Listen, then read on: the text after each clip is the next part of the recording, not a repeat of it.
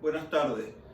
En un nuevo encuentro vamos a continuar sin pausa con estos temas de epidemiología. En esta oportunidad y sin pérdida de tiempo vamos a ir directamente al tema que vamos a abordar hoy, que tiene que ver con medidas de frecuencia, indicadores epidemiológicos en lo que es el tema de salud-enfermedad, o sea, la determinación en la medición del proceso salud-enfermedad. El título de un capítulo, ¿no?, que no siempre el estudiante entiende qué significa eso, a pesar de que después se adentra en el tema, lo estudia en las distintas particularidades, y cuando llega el momento de enfocar el título de todo, que es medición del proceso salud-enfermedad, no entiende de qué está hablando. Bueno, siempre hago alusión en lo concerniente a nuestro idioma español. Hay que razonar básicamente y en principio lo que quiere decir cada palabra. Las palabras son colocadas y tienen relación y vínculo con el tema a desarrollar. Fíjense, medición de lo que significa el proceso salud-enfermedad. O sea, de alguna manera o de alguna fórmula o con alguna metodología, establecer valores en lo que es algo tan abstracto como identificar la situación de salud-enfermedad de un número considerable de individuos dentro de una población. Eso tiene que ver básicamente con el tema que vamos a abordar hoy.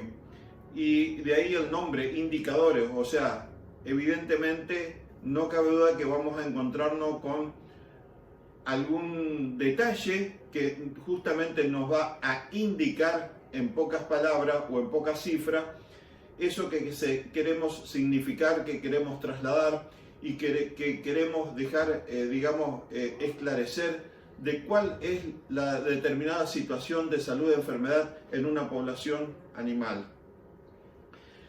Cuando enfocamos este tema, ustedes ya lo tienen perfectamente identificado.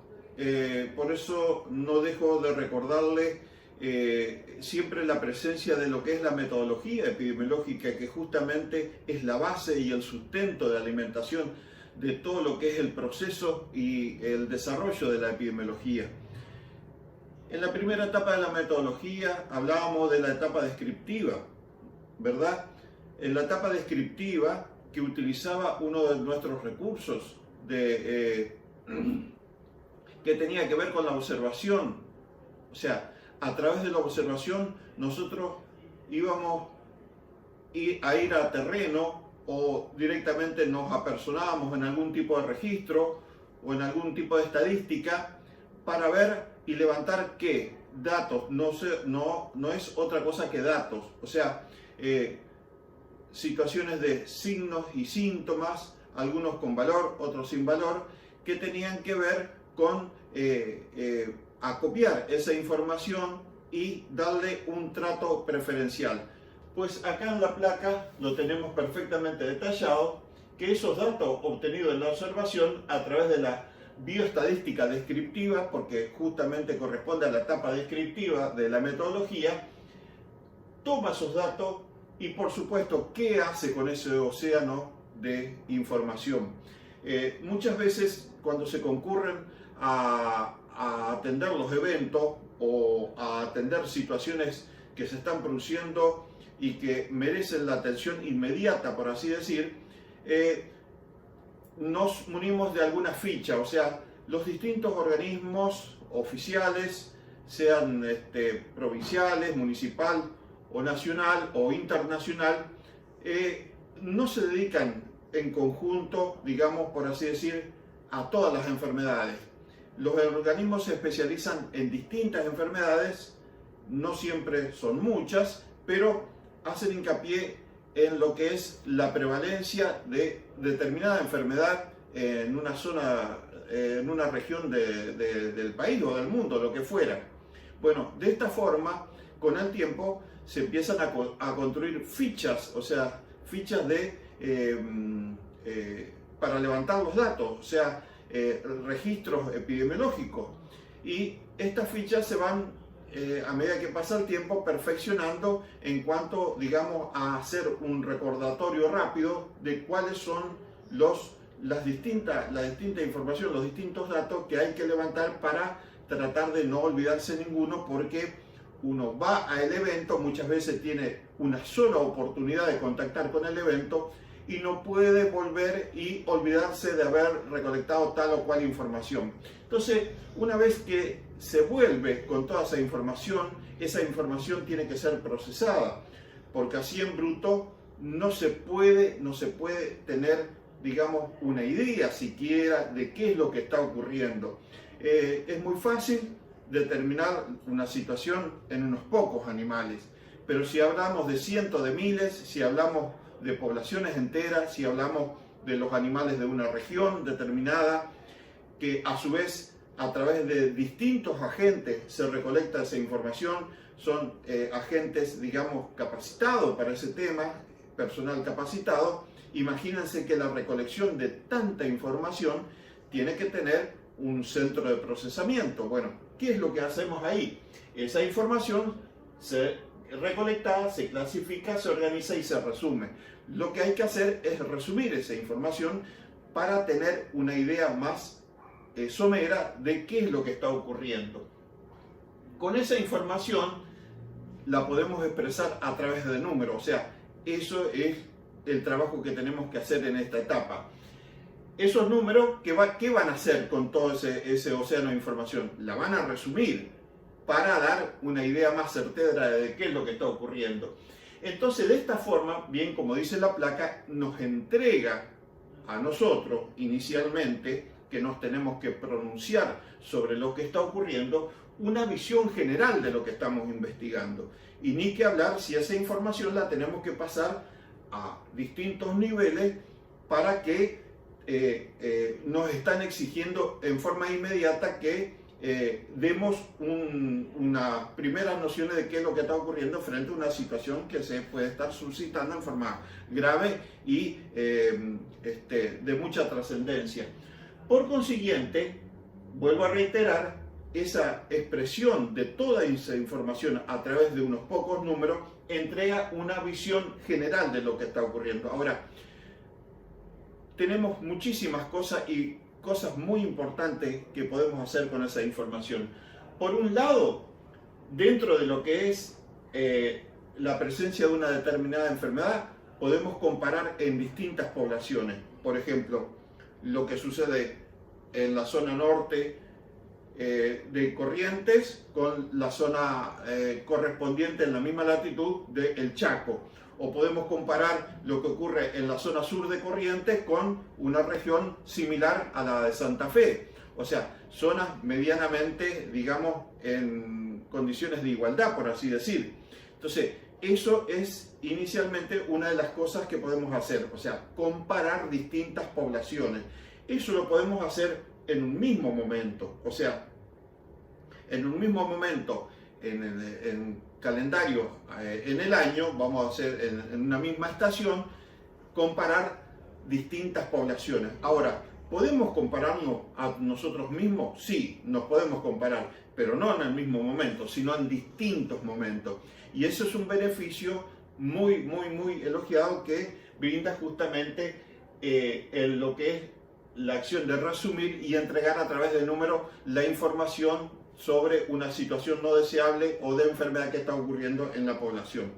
También a través de la bioestadística inferencial, fíjense, entregar una proyección sobre un conjunto de individuos muchísimo más grande, o sea, una visión integradora de la investigación, se puede inferir, o sea, lo que sucede en una población muy numerosa a partir de una muestra de la misma.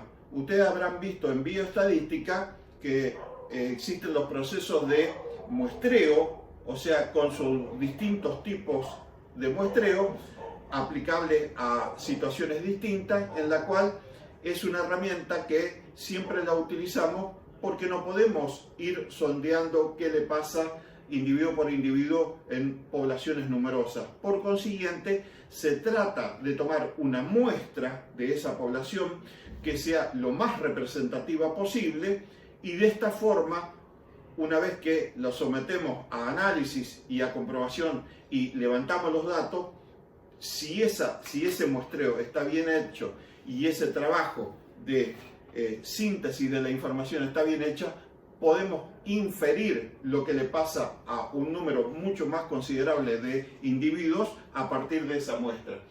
Y por otro lado, si el evento es producto de la casualidad o no. Ustedes saben que hemos visto un tema muy importante donde hacíamos diferencia entre eso que se llamaba casualidad y causalidad. Esos datos obtenidos, estamos hablando de datos y vamos a hacer un recordatorio muy rápido de esa situación. ¿Qué es un dato? Un dato es un valor que adopta una variable. Para esto tenemos que saber qué es una variable. Una variable es una propiedad, cualidad o característica susceptible de tomar distintos valores e intensidades. O sea, que una variable va a tener, es de suponer, un rango en la cual se mueve con determinado fraccionamiento y es capaz de adoptar valores diferentes de un individuo a otro o grupo de individuos, cualquier aspecto puede considerarse una variable. ¿Por qué ese nombre de variable? Porque es una característica o una cualidad que no se queda quieta, es inestable, es inconstante y es mudable. Esas son las condiciones por lo cual esa cualidad se denomina variable. Bueno, a través de esta situación de la variable, justamente en la epidemiología descriptiva, que actúa en el cómo, o sea, está levantando la información para darse una respuesta a sí misma de cómo están sucediendo las cosas. ¿Por qué? Porque justamente son variables las que toma y que las pone a prueba a través de lo que es la epidemiología analítica, que ustedes saben perfectamente. La epidemiología analítica es la tercera etapa de la metodología epidemiológica, donde se establece el porqué, o sea, se tendría que demostrar por qué está sucediendo eso que nosotros establecimos en la hipótesis, si corresponde o si por así decir, se corresponde con lo que nosotros establecimos en la hipótesis. Cuando estudiamos población siempre se habla de alguna propiedad o característica, o sea, para identificar una población hacemos alusión a sus atribuciones, a sus características. Por ejemplo, vamos a dar un ejemplo muy clarito. Si nosotros consideraríamos el tema de los estudiantes, podríamos averiguar dónde viven, el número de estudiantes, la estatura, el peso, es decir, son distintas variables a considerar. Por lo tanto, cada una de esas características que hemos enunciado y que son propias de ustedes, constituye y se llama una variable estadística, o sea, es una propiedad, o sea, como anteriormente una cualidad que puede ser medida. Si nos preguntamos cómo se transportan a la facultad, cuántos viven en cada casa, el resultado de la primera pregunta puede ser caminando, en bicicleta, auto. Fíjense las distintas situaciones por las que puede atravesar, en colectivo, en remis, lo que fuera, en los apuros para llegar al práctico a tiempo. Eso en épocas normales, no precisamente en esta que estamos en una situación virtual. Eso se transforma en una variable cualitativa y hacen referencia a cualidades o atributos, que es un fenómeno de estudio. En el caso de la segunda situación, en cuanto a cuántos viven, digamos la estatura, el peso, ya entramos en lo que constituyen las variables cuantitativas y en este caso sí adoptan valores de tipo numérico. Y acá vamos a establecer básicamente un detalle esencial. La variable está compuesta por un conjunto universal o universo de la variable. Es ese conjunto que forma, digamos, desde su inicio hasta su terminación. Y cada elemento es un valor, tiene un valor de la variable. Una variable es un elemento de una fórmula, proposición o algoritmo que puede ser sustituido y que puede adquirir un valor dentro de su universo. Y justamente hablando de variables vamos a hacer una primera clasificación. Esto tiene que ver con la presentación y la identificación de variables independientes. Fíjense el nombre, variable independiente, cuyos cambios en su valor determina cambio en los valores de otra. O sea, esta variable de por sí no sufre cambios provocados por otra variable, sino que ella es la que está provocando cambios. Cuando se modifica, evidentemente provoca cambios en una segunda. De ahí el nombre de independiente. En cambio, en contraposición a la independiente, tenemos una variable dependiente, que son aquellas que dependen de valor que asuman otros fenómenos o variables. O sea, esa variable independiente actúa sobre otra variable y esa otra variable pasa a ser dependiente. Y como habíamos mencionado anteriormente, tenemos variables cualitativas que expresan cualidades, características o modalidades, y en contraposición tenemos variables cuantitativas que se enuncian mediante cantidades numéricas. O sea, podemos otorgar un valor muy identificable. Dentro de la clasificación de variables tenemos variables con función en la hipótesis. Cuando nosotros hacemos la investigación, vamos a repetir lo que hemos dado hasta ahora, pero lo vamos a clasificar para que ustedes se organicen y armen su esquema de variable. Cuando hablamos de hipótesis en la investigación, independiente y dependiente. ¿Quién va a ser la independiente? Evidentemente, y no cabe duda que va a ser la causa, y la dependiente va a ser el efecto. O sea, en la relación causa-efecto, una es la causa y la otra es el efecto. Y después tenemos, como bien lo menciona la placa, algunas variables de tipo extraño que son independientes, como puede ser la inteligencia dentro de la enseñanza, algo que eventualmente se ve. Siguiendo con la clasificación de las variables, según su naturaleza, también tenemos las variables y podemos agruparlas dentro de lo que son las cualitativas. Dentro de las cualitativas tenemos las nominales, o sea, las que expresan los grupos sanguíneos, la especie, la raza, la nacionalidad. Algunas son dicotómicas, como por ejemplo el sexo o la salud, si decimos sano o enfermo, si decimos macho o hembra. También tenemos las variables universales, que siempre tienen que estar en cualquier estudio porque siempre no se pueden obviar, por así decir, como cuando se estudian los individuos, que tiene que ver con la edad y el sexo. Esas son variables que siempre tienen que estar, porque justamente cualquier tipo de estudio está muy vinculado a lo que es las franjas etarias de los individuos y el sexo de los individuos. Por otro lado, esas mismas variables pueden sufrir siempre dentro de las cualitativas, o sea, aquellas que identifican una cualidad o una modalidad, pueden estar ordenadas, por así decir, o sea, tener un pequeño orden dentro de lo que es la variación. Por ejemplo, cuando decimos nivel socioeconómico, alto, medio, bajo, también la altura de un individuo podríamos identificar con esas características, ¿no? Alto, medio, bajo. Cuando decimos grado de gordura, por ejemplo, decimos magro, normal u obeso. O sea, son variables que se identifican por una cualidad y no por una cantidad. Y ahora sí pasamos a las variables cuantitativas, que sí tienen una escala numérica, o sea, son más precisas, por así decir. O sea, la medición de las mismas está relacionada y está hecha por recuento. Dentro de ellas tenemos las discretas, o sea, que admiten números enteros, como bien dice ahí la placa, que no se pueden fraccionar, o sea, como el número de individuos, el número de terneros, el número de toros, lo que fuera, no son discontinuos, o sea, a través de números enteros. Y en contraposición tenemos las continuas, que sí provienen de mediciones en decimales y se pueden fraccionar, como puede ser el peso, la temperatura, etc.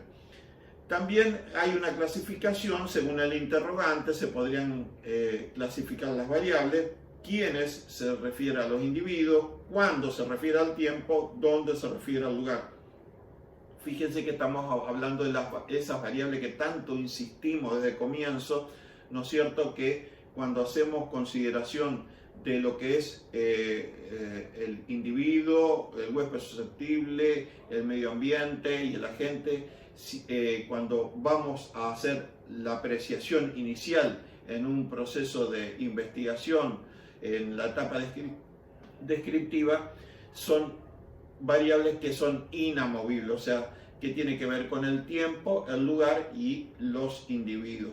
Por supuesto que ahí está señalado, fíjense esa flecha, muchas veces una variable cualitativa se puede transformar en cuantitativa y viceversa, o sea, a esa condición de gordura magro se le puede dar un peso determinado para la especie determinada, para la franja etaria determinada, y de esta forma una variable cualitativa la transformamos en cuantitativa.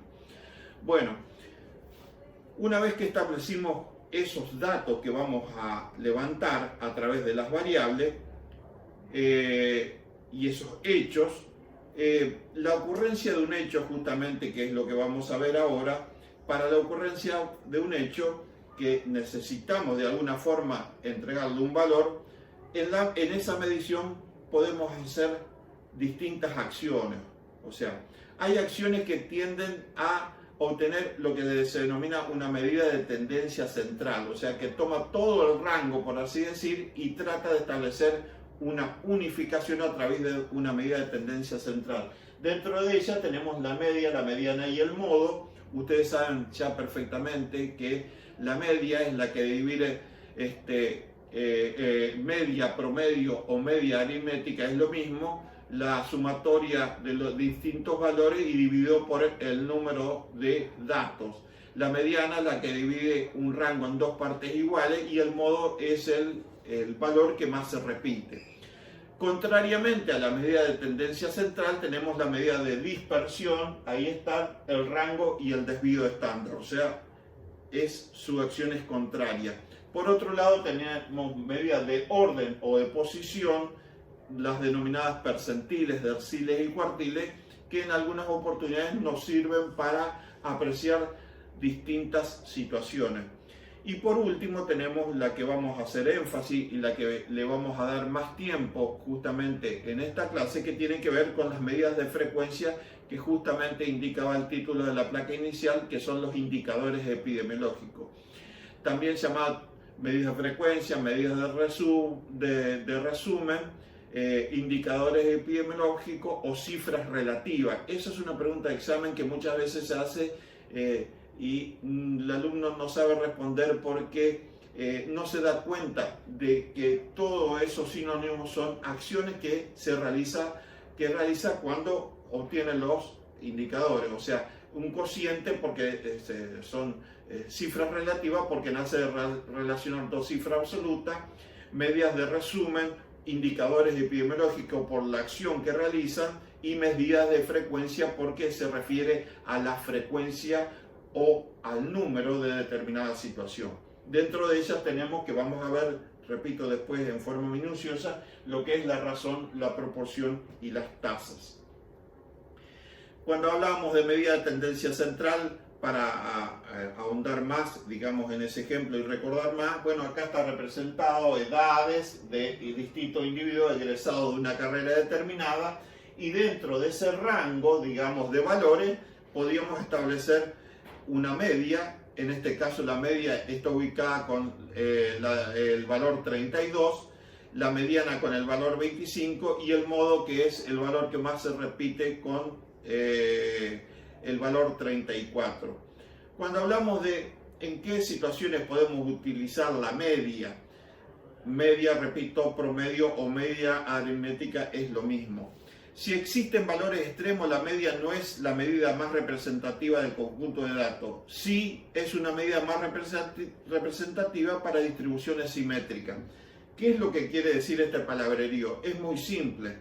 Si ustedes tienen, por así decir, 4 evaluaciones y tienen tres evaluaciones que están entre el 8, 9, el 10 y en una evaluación tienen un 2, bueno, ese 2 tira el promedio si yo aplico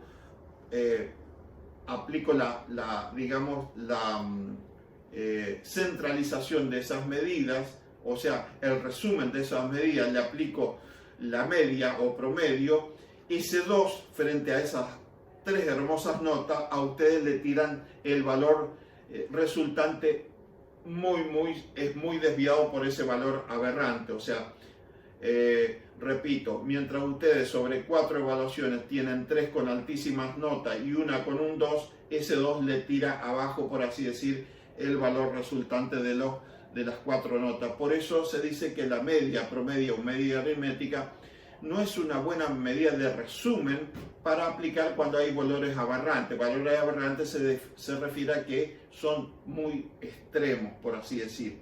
La mediana, en este caso, que es 25, sería el valor, o sea, sería el valor más representativo cuando hay medidas aberrantes. Entonces, de mayor utilidad en distribuciones asimétricas. O sea, esas distribuciones asimétricas tienen que ver con la existencia de valores muy distantes y diferentes de lo que normalmente se da. Y por último, el valor que se presenta con mayor frecuencia en el conjunto de datos no es otra cosa que el modo. Habíamos hablado de otro tipo de medidas que tienen que ver con las medidas de orden o de posición. ¿En qué lugar está posicionado? Son 3 los valores, el valor Q1, 2 y 3, que dividen el conjunto de datos. Si yo aplico 3 divisiones, dividen en 4 partes iguales. O sea, de 100 dividen en 4 de 25. Eso se denominan los cuartiles. Por otro lado, tenemos los percentiles. Los percentiles son valores que dividen al conjunto de datos, dejando por debajo de ellos determinados porcentajes. Y si nosotros aplicamos, por ejemplo, el cuartil 1 equivale al percentilo 25. Por consiguiente, el 25% de los datos, el 25% por debajo de esto son los datos que quedan contemplados. Cuando digo Q1, que corresponde, vuelvo a reiterar, al percentil 25. Cuando hablamos de mediana, que es lo mismo que Q2 o percentil 50, no cabe duda que estoy conteniendo más elementos, por consiguiente la mitad, o sea el 50% de los datos van a quedar por debajo de valor. Vuelvo a repetir para clarificar, la ubicación de la mediana o Q2 o percentil 50 corresponde a la división exactamente en 2 partes iguales. Por consiguiente, por debajo de la misma va a quedar contemplado el 50% de los valores. Y la única que estaba faltando, el tercer valor, o sea el Q3, que corresponde al percentil 75, no cabe duda que el 75% de las observaciones van a quedar por debajo o contempladas por debajo de este valor. Así, de esta forma dejamos clarificado lo que son los cuartiles y los percentiles. Cuartiles, todo el rango dividido en 4, o sea con 3 valores, Q1, Q2, Q3, y percentiles también en 25, 50 y 75, coincidiendo con los cuartiles. Bueno, cuando enfocamos un estudio epidemiológico, y ahora ya nos vamos adentrando en el tema, cualquier tipo de situación no deseada, y básicamente en este caso el tema de las enfermedades, lo primero que reclama, vuelvo a insistir con lo mismo, el enunciado, la definición de epidemiología. ¿Cuál es la primera variable que contempla y que muchas veces es la que duele cuando se presenta un evento? El número, o sea, la frecuencia de casos, el número de casos. Justamente reclama la averiguación, ¿no es cierto?, levantar los datos de esa situación de frecuencia. Esa frecuencia, o sea, la presentación de ese evento puede estar dado por distintas situaciones, o sea, morbilidad, el hecho simple de ser un caso, o sea, caso es sinónimo de enfermo, mortalidad, el hecho de provocar decesos dentro de los individuos, letalidad por la gravedad de la manifestación, o sea, la virulencia que pueda tener la noxa que está actuando, invalidez o secuelas también, muchas veces se determina, o sea, grado de afectación con que quedan los individuos. Y por supuesto, la frecuencia, estoy hablando, el número de casos, se expresa a través de lo que denominamos y que es el centro de estudio de este capítulo, que son los indicadores epidemiológicos. ¿Qué son los indicadores epidemiológicos? No son otra cosa que expresiones que permiten deducir o descubrir atributos o características de un objeto de estudio, señalando si están presentes o ausentes, como por ejemplo la temperatura. Si vamos a la temperatura, evidentemente que vamos a determinar si estamos frente a una temperatura normal del individuo o está por encima o por debajo de esa temperatura normal, o sea, si está con hipertermia o si está con hipotermia. Esta situación, o sea, esta consideración de los indicadores epidemiológicos la podemos establecer a través de lo que son las cifras absolutas. ¿Qué son las cifras absolutas? O sea, como su nombre lo indica, indican números enteros, o sea, una cantidad definida de hecho. Por ejemplo, decir, bueno, 25 casos de parvovirosis, 5 casos de fiebre aftosa, vamos a suponer, 20 casos de tuberculosis, eso es una cifra absoluta. Y por otro lado, esos indicadores epidemiológicos también utilizamos para la construcción de lo mismo, y la verdad que no es para la construcción, sino para el resultado de lo mismo, las cifras relativas. ¿Por qué son relativas? Porque surgen de relacionar dos cifras absolutas. De ahí el nombre. Muchas veces se pregunta en un examen, ¿qué es una cifra relativa? Una cifra relativa es aquella que resulta del cociente o división entre dos cifras absolutas. O sea, en el numerador va un número entero, vamos a suponer 8 casos, en el denominador va la población expuesta al riesgo de esa eventualidad, que esa eventualidad ocurre, por ejemplo 150 individuos, por consiguiente el resultado de eso va a ser una cifra relativa, o sea que derivó de relacionar o vincular dos cifras absolutas. Y por supuesto acá están los indicadores epidemiológicos o medidas de frecuencia. Medidas de resumen son los distintos números, los distintos nombres que se le puede atribuir, y acá está detallado qué es lo que realizan y para qué se hacen. Son medidas que permiten sintetizar, porque son medidas de resumen, a través de algunas cifras toda la información presentada, facilitando la descripción y la comparación de observaciones. Claro, porque vuelvo a repetir, cuando se levantan todos los datos en la etapa descriptiva, toda esa cantidad de datos tiene que ser procesada, ordenada y sintetizada. Y los indicadores epidemiológicos son la resultante de meter toda esa información en un embudo y en pocos números tratar de yo obtener un panorama, por así decir, de qué es lo que está ocurriendo. Por eso que los indicadores epidemiológicos, como bien lo dice, nos sirven para la descripción y comparación de las observaciones. También llamadas cifras relativas, como dije recién, me referí, que derivan de relacionar dos cifras absolutas.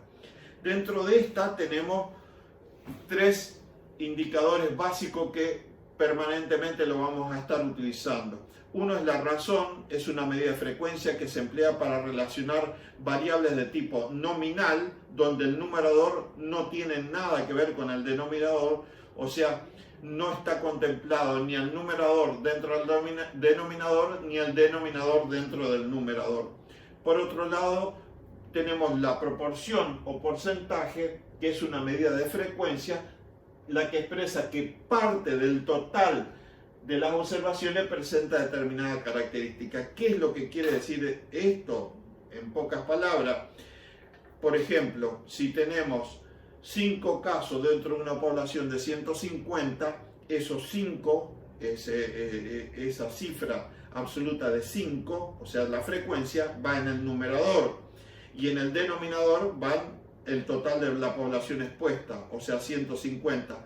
Por consiguiente, no tengo 153 individuos, sigo teniendo 150 individuos. Lo que pasa es que dentro de esos 150, 3 individuos están enfermos y 147 están en la condición de sano todavía. Por eso se dice que expresa que parte de la totalidad de las observaciones presenta determinada característica, o sea, una parte de ese denominador está considerado como enfermo o caso.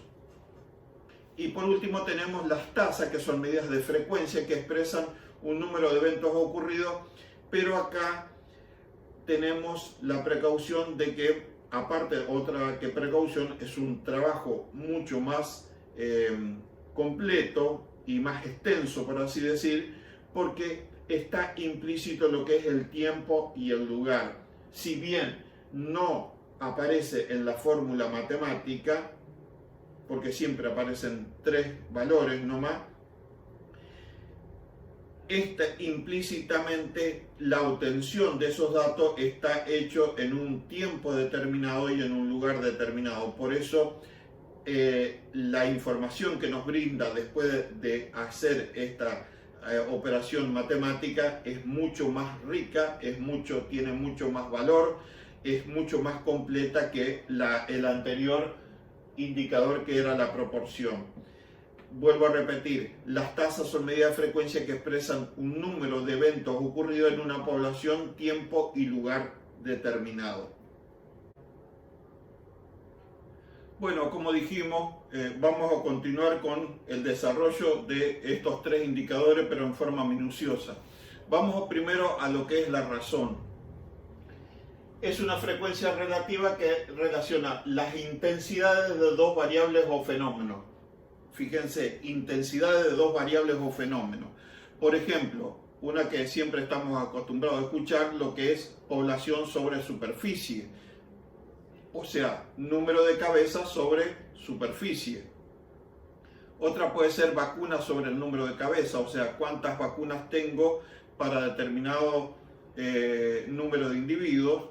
También los nacimientos sobre las muertes. Por otro lado, también puede relacionar esa razón las categorías diferentes de una misma variable o fenómeno. Vuelvo a reiterar, por un lado la intensidad de 2 variables que no tienen nada que ver una con la otra, como es el número de individuos y la superficie, pero por otro lado la intensidad de una misma variable o fenómeno, como por ejemplo cuando hablamos de la variable salud, tenemos las categorías sanos-enfermos. Cuando hablamos de la variable especie, tenemos las categorías de las distintas especies, o sea, cada especie tiene su categoría. Cuando hablamos de las variables enfermedades, también tenemos neumonía, enteritis, o sea, cada patología tiene su nombre.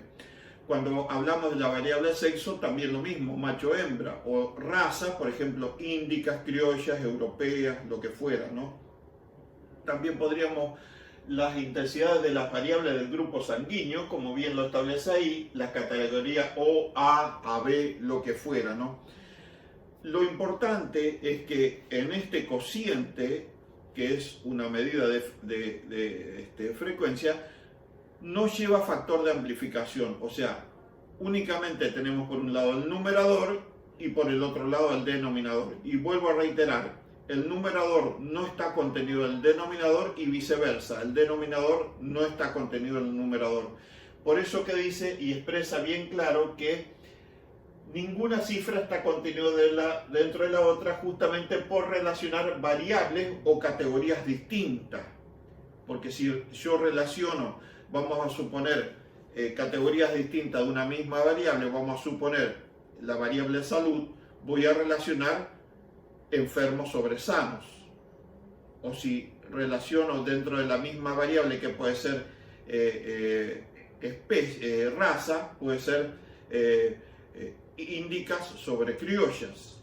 Entonces, ninguna de las variables está contenido dentro de la otra. Y algo fundamental, no lleva factor de amplificación. Acá vamos a ver un ejemplo muy clásico. Por ejemplo, tenemos enfermos internados del sexo macho sobre enfermos internados del sexo hembra. En este caso tenemos 70 machos sobre 24 hembras. Ese cociente, esa fórmula matemática, esa división, da como resultado 2,9. Ahora, no se puede expresar este 2,9 así. La mejor forma de expresar, porque como 2,9 prácticamente es 3, es que tenemos 3 internados del sexo macho por cada hembra. Esta información, que si bien es muy esencial o da la impresión de entregar muy poca información, este indicador, sin embargo ya nos lleva a suponer y a vincular el sexo frente a la patología que se está estableciendo. ¿Por qué? Ya inmediatamente aparece el interrogante. ¿Por qué? Por cada hembra internada hay 3 machos. O sea, lo supera en un 300%, por así decir. Esto da un primer interrogante, una primera sensación de curiosidad de por qué esta situación está vinculada más a los machos que a las hembras. Algo estará sucediendo por lo cual hay 3 veces más machos internados que hembras. Este es otro de los ejemplos clásicos. Habíamos dicho, categorías de variables distintas que no tienen nada que ver. 1000 cabezas sobre la superficie, o sea, sobre 1 millón de cabezas sobre una superficie de 88.000 kilómetros cuadrados. O sea, el numerador está conteniendo la variable de individuo, o sea, de cabezas de ganado, y el denominador la variable de la superficie. También podría ser número de vacunas sobre el número de cabezas, y también podría ser otro de las cocientes para hacer una razón básica: número de nacidos vivos en el área y lugar determinado sobre el número de muertes en el mismo lugar y periodo determinado. O sea, esto tiene que ver con nacimientos sobre muertes. Vamos a pasar ahora a lo que es el segundo indicador, que tiene que ver con la proporción, denominada comúnmente porcentaje. Cifra relativa, es una cifra relativa también porque nace de relacionar 2 cifras absolutas, en que el numerador sí, en este caso, está contenido en el denominador, pero no conlleva riesgo porque la medición es puntual. Cuando hablamos que una medición o una apreciación es de tipo puntual, es porque se refiere al tiempo en que nos tomamos para levantar el dato. O sea, la apreciación es en un momento dado, se toma una sola vez a un mismo individuo y ese es el dato que se levanta. Por consiguiente, no sé lo que sucedió ni antes ni después en el tiempo con ese individuo. De ahí que se denomina que ese tipo de apreciación es puntual. Como el numerador está contenido en el denominador, el resultado siempre es inferior a 1. Vuelvo a reiterar, es una obviedad, como dicen ustedes. El numerador, al estar contenido en el denominador, siempre el resultado es 0, y vaya a saber cuánto 0, ¿no? Pero esta situación, para evitar, si bien puede quedar ahí la operación matemática y estar perfectamente bien, pero para cuestiones de entendimiento y de mejorar la interpretación de qué es lo que yo quiero significar con esta cifra relativa que es un indicador, se lo multiplica por 100. Entonces se expresa en porcentaje. También se dice que relaciona una parte con el total a cual pertenece y se expresa en %. Claro, porque vuelvo a repetir, ese dato, esa cifra que está en el numerador, no son más individuos por encima de lo que está en el denominador, sino que son individuos que están en el denominador pero con una situación distinta. Por eso se hace la salvedad y se hace la discriminación. Figuran en las tablas junto con las cifras absolutas. nunca debe indicarse a la proporción como el grado de riesgo de un evento, como muerte o enfermedad.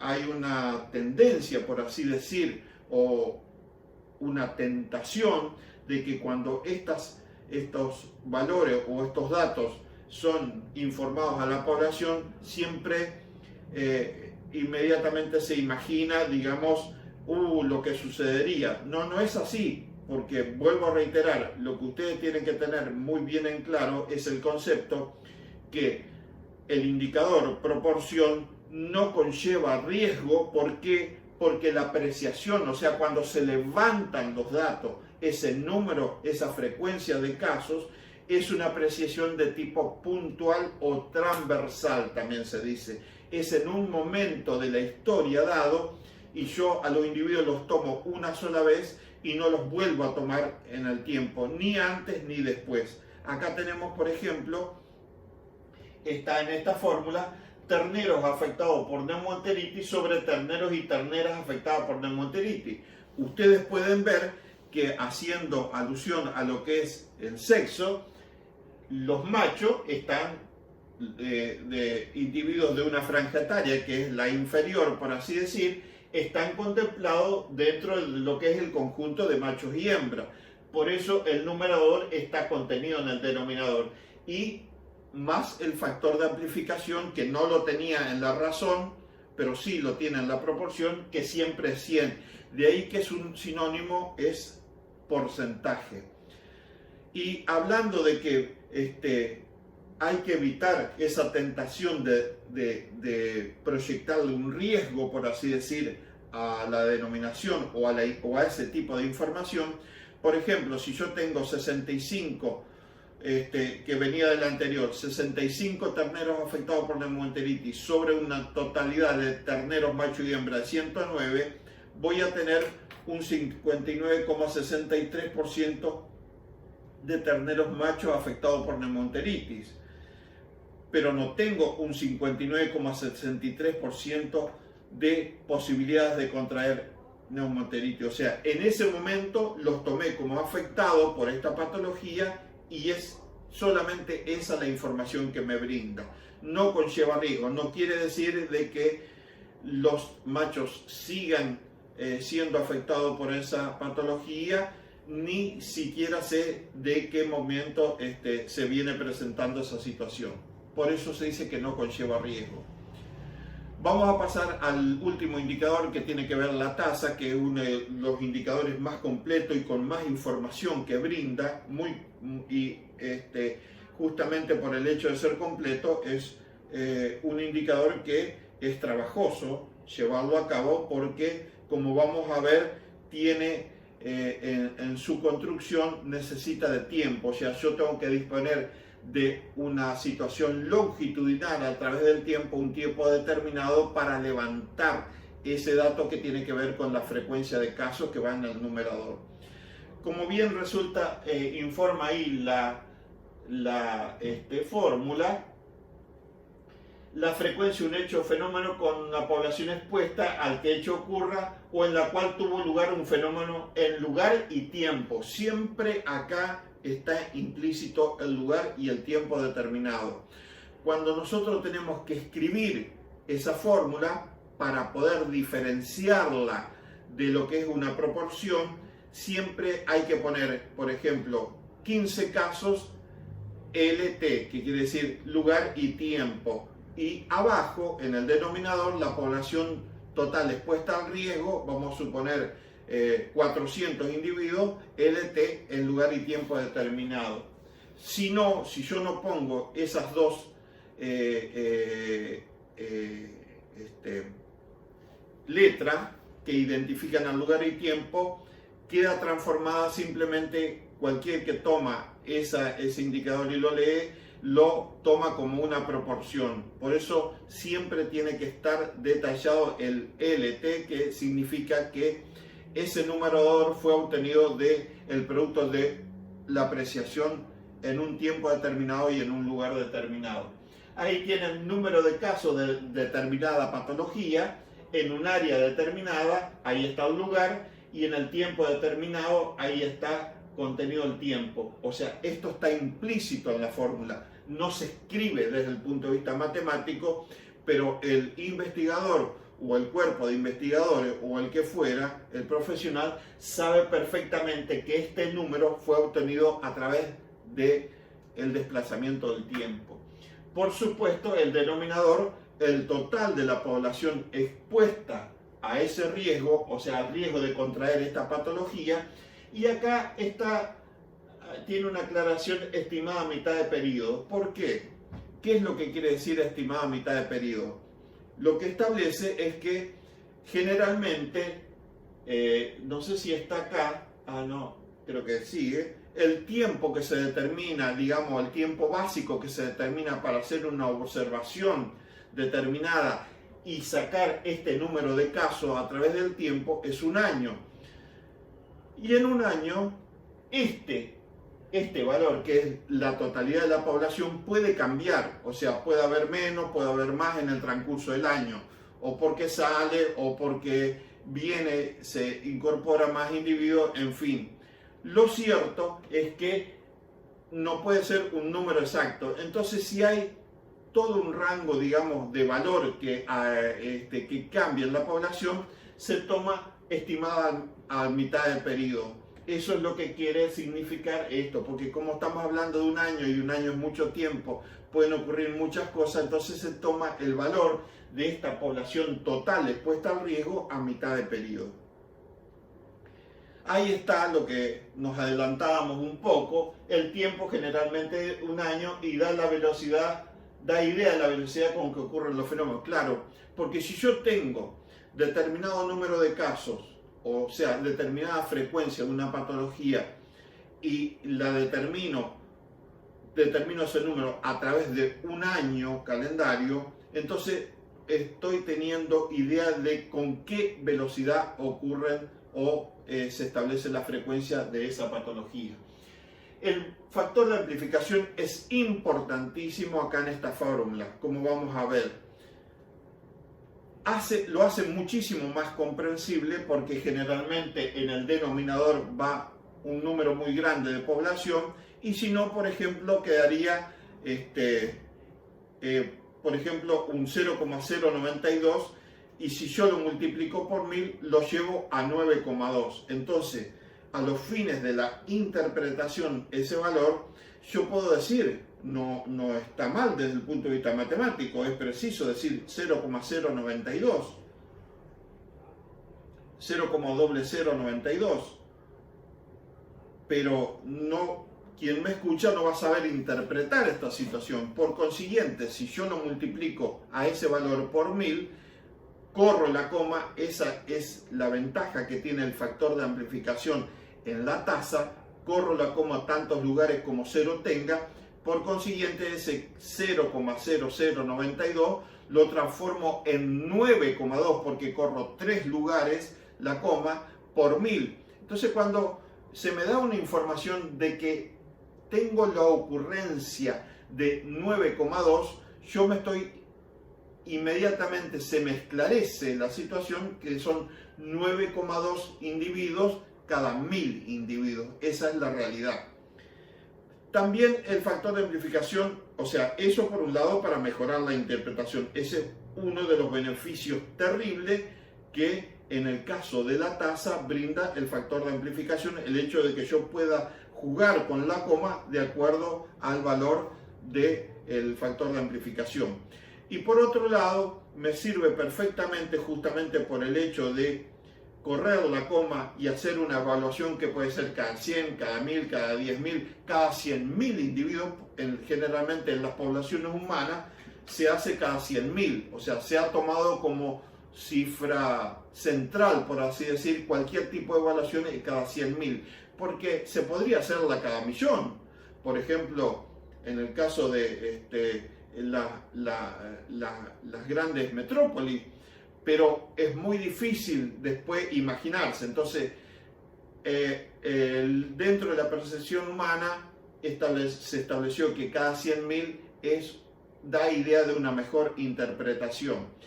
En cambio, en animales, sobre todo en cría extensiva, que hay muchísimos animales, por así decir, y también en los feedlots se establece cada 1000, o sea, qué es lo que sucede cada 1000 animales, da una idea más clara y para tener una situación integral de qué es lo que está sucediendo. Y justamente por esta situación es que me puede otorgar el beneficio de comparar. Hoy habíamos hablado que uno de los beneficios de la bioestadística en la inferencia también era la de comparar poblaciones. Entonces yo puedo llegar a hacer una comparación de poblaciones que tienen distinta cantidad de individuos. O sea, puedo comparar una población que tiene 8.000 individuos con otra que tiene 40.000 individuos. ¿Cómo lo hago? Porque bajo lo que ocurre en la fórmula, multiplico por factor por 1000. Entonces yo sé que esa resultante, en el caso de la población que tiene 8.000, no tengo otra cosa que multiplicar la resultante por 8 y voy a tener, ya me voy a imaginar qué es lo que ocurre en los 8.000 individuos. En el otro va a ser un poco más costoso, ¿no es cierto?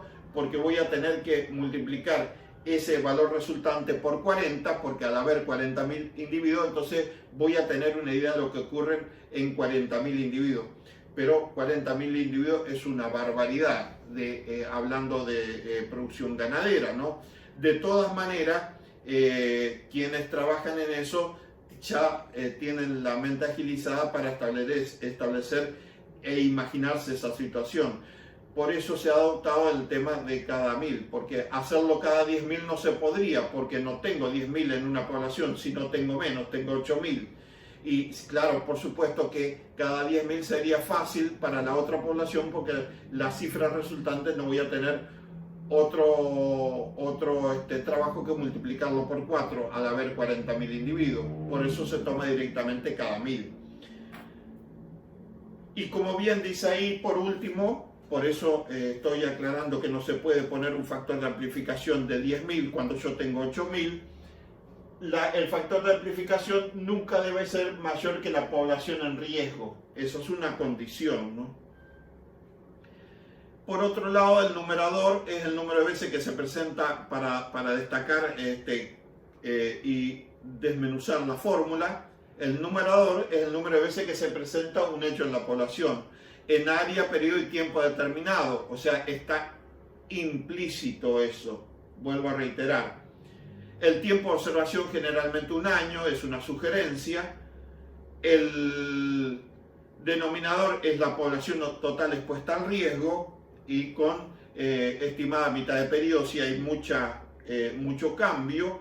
El factor de amplificación, una variación, una interpretación y una comparación. O sea, resulta de la variación, interpretación y comparación con el factor de amplificación, y la interpretación del resultado, que es lo más importante en este caso. O sea, tanto trabajo, o sea, el trabajo producto de no menos de 1 año, digamos, de observación detallada sobre una determinada población, no puede dar sino justamente un resultado mucho más enriquecedor y con un panorama mucho más amplio que el resultado de una proporción, a pesar de que matemáticamente son iguales, son 3 valores nomás: numerador, denominador y factor de amplificación, y se terminó todo.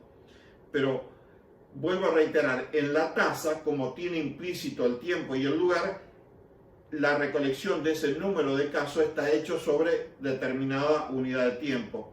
Por consiguiente, volviendo con el ejemplo, si yo tengo un valor de 9,2 animales cada un factor de amplificación que sea, ese resultado representa el número de animales que tienen la probabilidad de contraer la patología en consideración en un lugar y tiempo determinado.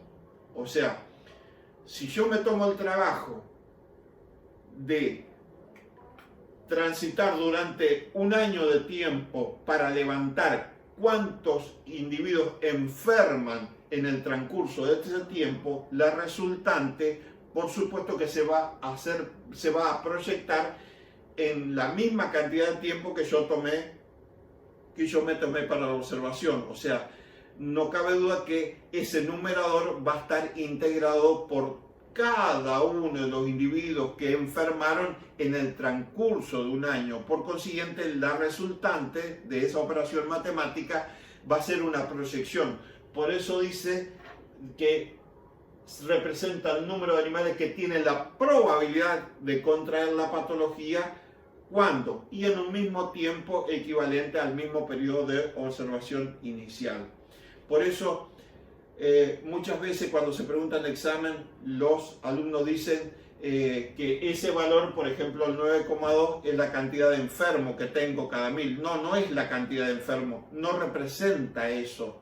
La cantidad de enfermos la tengo en el numerador. Lo que representa ese valor final, si ese 9,2 es final, quiere decir que existe la probabilidad, o sea, es una proyección a futuro, es algo que no ocurrió ni tampoco tiene la obligación de ocurrir. No se olviden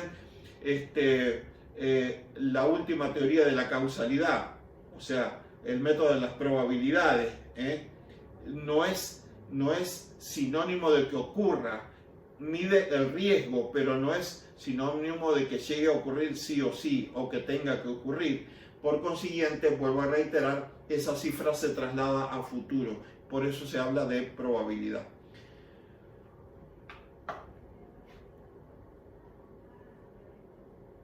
En el enfoque epidemiológico, parte de la observación de los hechos en la población, y estos hechos son la presencia de la enfermedad. Claro, es lo que nosotros levantamos en la observación. La exposición a determinados factores, atributos o eventos de interés. ¿Por qué son de interés? Porque son de interés porque consideramos que actuando sobre ellos podemos modificar en forma positiva la realidad observada. Claro, porque primero estamos trabajando para obtener información de un núcleo poblacional. Eso es lo que hacen los indicadores. Después vamos a ver el tema de la causalidad. Otro aspecto fundamental es la cuantificación, o sea, asignarles un número a los hechos, y de esta tarea, asignarle un número a los hechos, es que nos encontramos con riesgo. ¿Qué es riesgo? Riesgo a la salud es la probabilidad de experimentar un efecto adverso o daño en un tiempo determinado. Ahí está ejemplificado con una acción muy grosera, una imagen muy grosera, donde fíjense dónde viajan estos individuos, ¿no? Dónde están viajando por una cuestión de sobresaturación de la capacidad. Bueno, ¿cuándo va a ser el tiempo determinado? El tiempo que dure, o el tema del el tiempo que dure el transporte, ¿no? El tiempo que dure en tren y que vaya en esas condiciones. De ahí el tema de riesgo, o sea, esta situación determina la probabilidad de que ocurra un hecho, pero evidentemente todavía no ocurrió ninguna desgracia. Eso se denomina riesgo y eso puede ser evaluado. Probabilidad es la medida de ocurrencia de un hecho incierto o número de veces que se espera que ocurra un evento a futuro. O sea, el hecho de que ocurra un evento a futuro, esa es una probabilidad, todavía no se consumó, por así el hecho. Fíjense, son distintas situaciones, no es frecuente de que ocurra esto, sí es frecuente de que ocurra esto, vive ocurriendo, lo tomamos como normal, el humano lo toma como normal, el tema de los accidentes de tránsito.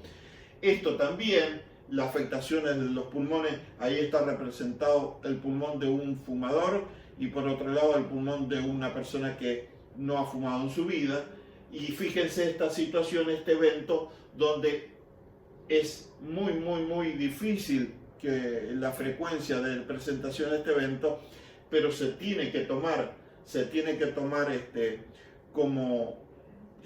registrar minuciosamente, porque justamente, si bien no ocurre esta situación con frecuencia, puede ayudar muchísimo cómo se hizo para retirar la barra que atravesó el tórax de esta criatura, para retirarla sin que se desangre por los vasos que pudiera haber atravesado, ¿no es cierto? Entonces, esta experiencia, si la criatura hubiera salido con vida de esto, va a servir muchísimo en cuál fue el procedimiento que se abordó y qué es lo que se hizo para impedir que esta criatura pereciera.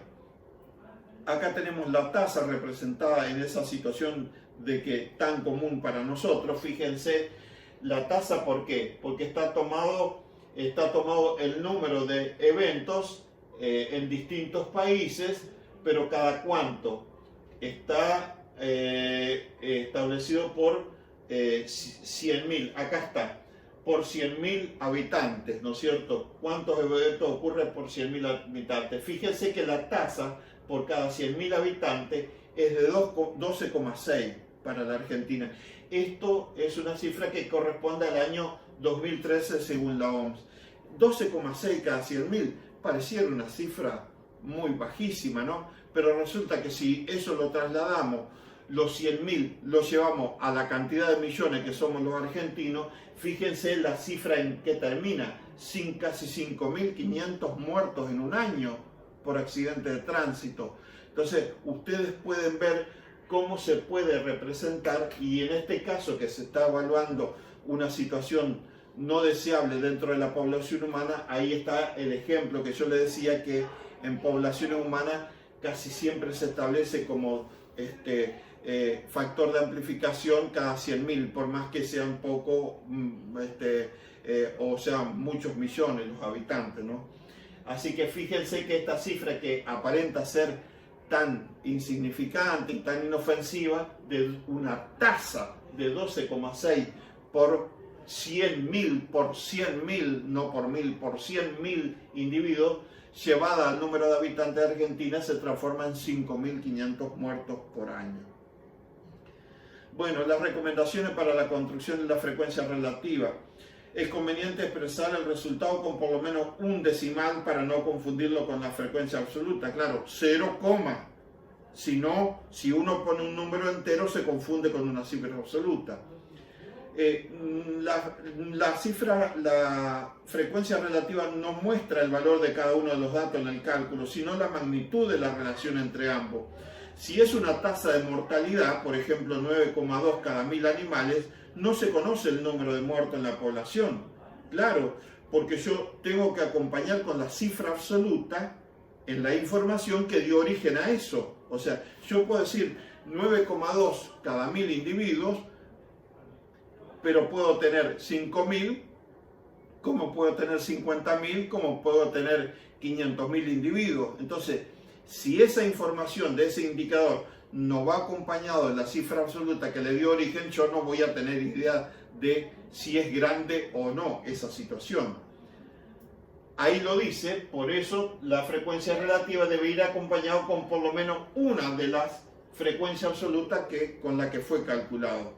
No debe calcularse una frecuencia relativa cuando el denominador es muy bajo. Claro, en el cociente, el numerador y el denominador no puede ser muy bajo. O sea, como regla general, tiene que ser mayor a 20, dice acá, ¿ves? Mayor a 20. ¿Por qué? Porque yo no puedo intitular que yo soy un cirujano exitoso cuando realicé 4 operaciones, las 4 me fue bien y como denominador tengo 4. O sea, son muy pocos ese denominador para hacer una proyección de qué tan bueno soy, por ejemplo, como cirujano, ¿no? Bueno, por otro lado, hablando de tasas, que vamos a hacer hincapié de esta, tenemos que clasificar esas tasas. O sea, vuelvo a reiterar, la tasa es el único indicador que entrega riesgo cuando se sacan los resultados. Según la especificidad, pueden ser tasas crudas, globales o generales, y específicas. Según el lapso de presentación, o sea, el tiempo de presentación, puede ser tasa de prevalencia e incidencia. Después, creo que ahora aclaramos el problema que tiene la tasa de prevalencia, que en realidad no es una tasa, ¿no? Y por otro lado tenemos, según el evento, o sea, según la situación que estamos considerando, tenemos tasa de natalidad, de mortalidad, de morbilidad, o sea, si hablamos de nacimiento, si hablamos de enfermos, si hablamos de muertos, o si hablamos de situaciones muy letales, por así decir, o sea, de cuando nos queremos referir a qué tan virulento es el agente que estamos considerando. Por un lado habíamos hablado qué son las tasas crudas, globales o totales. Bueno, cuando yo empiezo, creo haberlo mencionado, cuando yo tomo por primera vez una población y no tengo ningún tipo de referencia, ni datos, ni el propietario me puede entregar ningún dato, bueno, tengo apenas número de nacimiento, los nacimientos como no sé cuántas hembras hay, no sé qué categorías son, no sé cuántos machos hay, directamente tomo el grueso poblacional, ¿sí? El grueso poblacional y los divido. Eso es una tasa bruta. ¿Por qué es una tasa bruta? ¿Por qué no es específica? Porque a un macho yo no le puedo pedir que me dé un ternero. Y tampoco a todas las hembras puedo pedir que me den un ternero. Ustedes saben que las hembras a partir de determinada edad van a estar en condiciones fisiológicas y de crecimiento como para entregarme su primer ternero. Y las hembras a partir de determinada edad ya su condición de madre va a dejar de ser tan buena y me va a entregar un ternero pero en forma muy espaciada. Por consiguiente va a ser una hembra de tal edad que yo no le voy a poder pedir o exigir, a pesar de si la atiendo sanitariamente, si cumplo con la vacunación, si cumplo con la alimentación, no le voy a poder exigir que me entregue un ternero por año. Por consiguiente voy a tener limitada una franja, o sea, un rango determinado dentro de las hembras, dejando por completo los machos, a quien sí voy a estar en condiciones siempre y cuando cumpla con toda la parte sanitaria y la parte de alimentación, a la que sí le voy a estar exigiendo que me brinde un ternero por año. Entonces, en ese momento, cuando yo ponga el número de nacidos vivos en el numerador y el número lo más preciso posible de las hembras que estén en condiciones de darme un ternero, entonces sí, esa tasa bruta la voy a transformar en tasa específica de natalidad. Y eso tiene muchísima importancia y es a lo que tiene que llegar cualquier profesional en su trabajo minucioso de producción. También puede ser por enfermedad determinada, ¿no? Acá está, por ejemplo, la tasa de natalidad específica, lo que les mencionaba, número de nacidos vivos en lugar y tiempo determinado sobre el número de hembras en edad de procrear, o sea, que están en edad en la cual yo sí le voy a exigir que me den un ternero por vaca por año. Después tenemos la tasa para medir la ocurrencia de las enfermedades, o sea, la incidencia y la prevalencia son dos medidas en gran relevancia en epidemiología que permiten medir la frecuencia de las enfermedades. Vuelvo a reiterar, la incidencia y la prevalencia.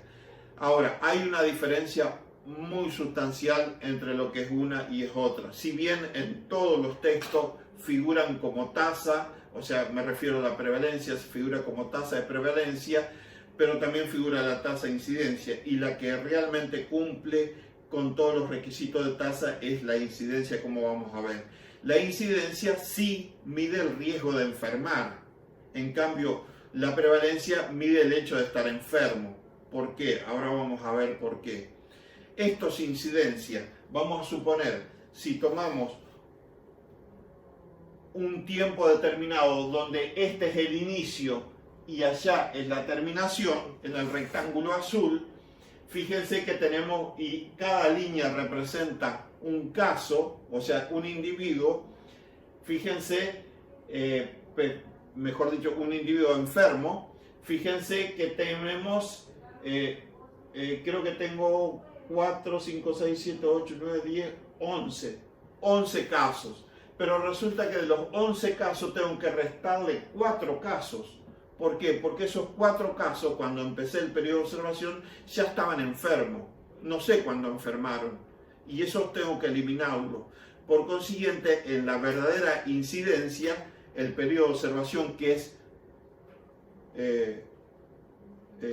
hacia adelante, o sea, prospectivo, y es a través del tiempo, necesito tiempo para hacer la observación, tengo que comenzar esa observación con todos los individuos sanos. De eso me tengo que asegurar. Por consiguiente, para determinar la incidencia, que es el número de individuos que me van a enfermar en ese periodo, tengo que eliminar esos 4 individuos que están ahí en rojo porque vienen enfermos ya de tiempo anterior. ahí está. Número de casos nuevos, eso es incidencia. Número de casos nuevos de una patología determinada en un área y tiempo determinado sobre la población total expuesta al riesgo en ese tiempo y en ese lugar determinado. Y por supuesto el factor de amplificación, que puede ser 100, 1000, 10.000, lo que fuera, ¿no? Eso es lo que es la verdadera incidencia. Vuelvo a reiterar, cuando inicio el periodo de observación de ese transcurso de tiempo que tengo que observar, me tengo que asegurar que todos los individuos en ese momento estén sanos, o por lo menos descartar los individuos enfermos porque vienen enfermos de tiempo anterior. Y entonces sí voy a tener una verdadera tasa de incidencia, de ahí el nombre, tasa de incidencia. En cambio, la prevalencia es el número total de casos o eventos de una enfermedad, casos prevalentes, o sea, hoy por hoy están como enfermos, en un punto y periodo determinado de tiempo. De ahí que desde hoy estamos hablando, como la proporción es una apreciación de tipo puntual o transversal. Fíjense, ahí está, puntual o transversal, en la población determinada, sin distinguir si son casos nuevos o no. Ese es el problema. O sea, yo hoy determino quiénes están enfermos y ahí se terminó. La frecuencia que se presenta un evento o enfermedad en un momento dado, independientemente de cuándo se originó. Claro, yo no sé cuándo se originaron esos enfermos. Tal vez detectes nuevos enfermos, pero no voy a saber cuándo se originaron los que ya estaban enfermos. Se calcula relacionando el número de individuos que presenta un evento estudiado con el número total que conforman el grupo observado. Se expresa como proporción o porcentaje. La prevalencia no es una tasa porque no es sobre un periodo de tiempo determinado depurado, es decir, no puede conllevar riesgo. Sin embargo, vuelvo a reiterar, en los textos se encuentra como tasa de prevalencia. Y dentro de lo que es la tasa de prevalencia tenemos distintos tipos de tasa. O sea, tenemos dos tipos de tasa de prevalencia, la de punto y la prevalencia de periodo. Yo me adelanté un poquito en este tema. La prevalencia de punto es en un momento dado, o sea, independientemente de cuánto se originó, es puntual porque se hace en un corto periodo de tiempo, sobre el denominador y por el factor de amplificación. Se dice que es la probabilidad de que un individuo sea un caso en un momento dado o edad determinada. Es la proporción, no tiene dimensión y sus valores oscilan entre 0 y 1. La prevalencia puntual se utiliza en determinados estudios etiológicos para identificar factores de riesgo, especialmente cuando la incidencia no se puede estimar correctamente.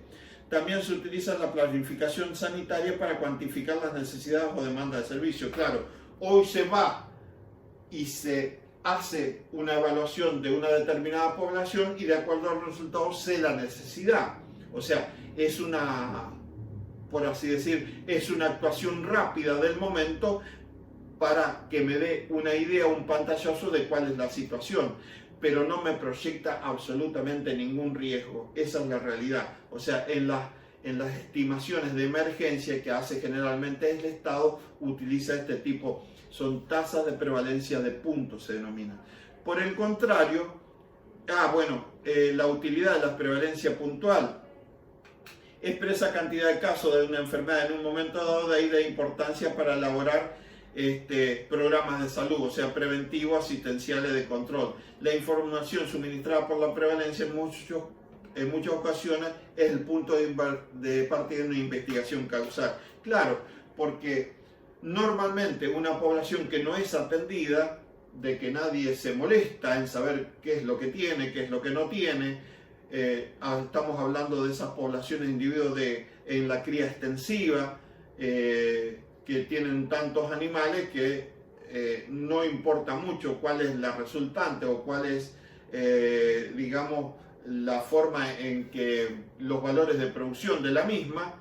Entonces, un buen día se hace un chequeo puntual, un levantamiento de información transversal y bueno, se encuentran con un desastre, por así decir, o unas situaciones que llaman poderosamente la atención. Entonces, por eso dice que muchas veces Cuando se detectan estas situaciones, a pesar de que es una apreciación transversal puntual del momento nomás, dan lugar, punto de partida, a una investigación causal. O sea, ¿por qué está ocurriendo el desastre que ocurre en esa eventualidad? Muchas veces esta situación es, por ejemplo, en humanos, cuando el Estado pretende hacer algún tipo de incursión para demostrar, por así decir, que hace algo, va a las zonas de poblaciones carenciadas y hace un chequeo en el grado de parasitismo que tienen las criaturas, digamos, a través de muestreo de materia fecal, y se encuentran con una elevada tasa de parasitismo en un número considerable, digamos, de chicos testeados. Entonces, eso ocasiona tratamiento a través de antiparasitarios que se vuelcan en una acción, digamos, sobre esa población, digamos, para que de alguna forma se vea que el Estado está atendiendo, pero después lo abandona esa situación, entonces se transforma en una acción del momento. Por eso se dice que muchas veces es utilizado por los programas de salud, ¿no? Y la prevalencia de periodo justamente es un poquito más nomás, o sea, se da inicio a través del tiempo, pero no se puede, quien hace el trabajo no puede descartar los individuos que están enfermos en el momento que inició la observación. Por consiguiente, la sumatoria de los individuos enfermos en el momento más los individuos que enferman en un periodo de tiempo, de ahí se llama prevalencia de periodo. ¿Cuál es la diferencia sustancial entre una verdadera tasa de incidencia y la tasa de prevalencia de periodo? Porque las dos pueden tener el mismo tiempo de observación, un año, las dos. Entonces pregunta de examen, ¿cuál es la real diferencia? La real diferencia es que en la verdadera tasa de incidencia, cuando yo inicio el periodo de observación, descarto totalmente los individuos enfermos. Todos los individuos que voy a testear están sanos en el momento de inicio de la observación.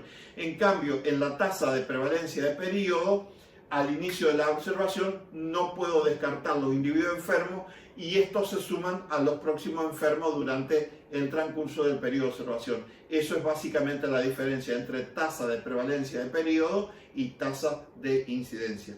Vamos a hacer un corte acá para agilizar el tema del ensamble de los videos y seguimos inmediatamente.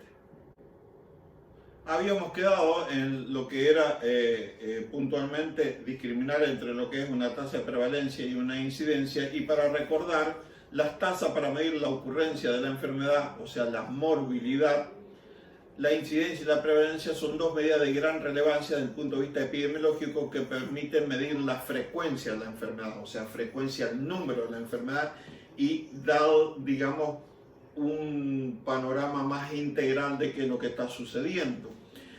Por consiguiente, cuando hablamos de morbilidad, incidencia mide el riesgo de enfermar, o sea, como el resultado se proyecta a futuro, porque realmente se hizo un trabajo muy loable en la detección de esos casos nuevos, fue muy trabajoso, valga la redundancia, el trabajo, por consiguiente, la resultante es más enriquecedor, o sea, por eso mide el riesgo de enfermar. En cambio, la prevalencia mide solamente el hecho de estar enfermo, o sea, por el tema de que es una apreciación de tipo transversal o longitudinal, pero no siempre depurada. Los usos de la incidencia y la prevalencia. Incidencia es generalmente usada en enfermedades adquiridas agudas, prevalencia para estados, condiciones o atributos. Incidencia es más importante cuando se piensa en la etiología del desorden, prevalencia cuando se piensa en la carga social del desorden, incluyendo los costos y recursos consumidos como resultado del desorden. E incidencia siempre requiere una duración, prevalencia puede o no requerirlo. Fíjense, incidencia siempre requiere una duración, o sea, un tiempo determinado, y la prevalencia puede o no requerirlo. ¿Cuándo no lo requiere? Cuando es prevalencia de punto. ¿Y cuándo lo requiere? Cuando es prevalencia de periodo. Bueno, la relación entre incidencia y prevalencia. Bueno, todo este palabrerío que hay acá yo se lo voy a resumir de esta forma. Cuando nosotros hablamos de ocurrencia de una patología, había mencionado anteriormente en otra exposición, la ocurrencia, o sea, la presencia habitual de una patología está alimentada, o sea, ese número, por así decir, de esta cantidad de enfermos está alimentado por dos situaciones. Primero, por los que están enfermos y en segundo lugar, por la incidencia, o sea, los nuevos individuos que aparecen enfermos. ¿Por qué es esto? ¿Por qué es tan claro esto? Porque si deja de trabajar la incidencia, lo único que vamos a tener que hacer, que hemos mencionado en otra oportunidad, es esperar que terminen de morir los individuos enfermos o que desaparezcan y no vamos a tener más la enfermedad en la faz de la Tierra. En cambio, ¿por qué permanentemente tenemos una patología con una determinada presencia? Que eso es la prevalencia.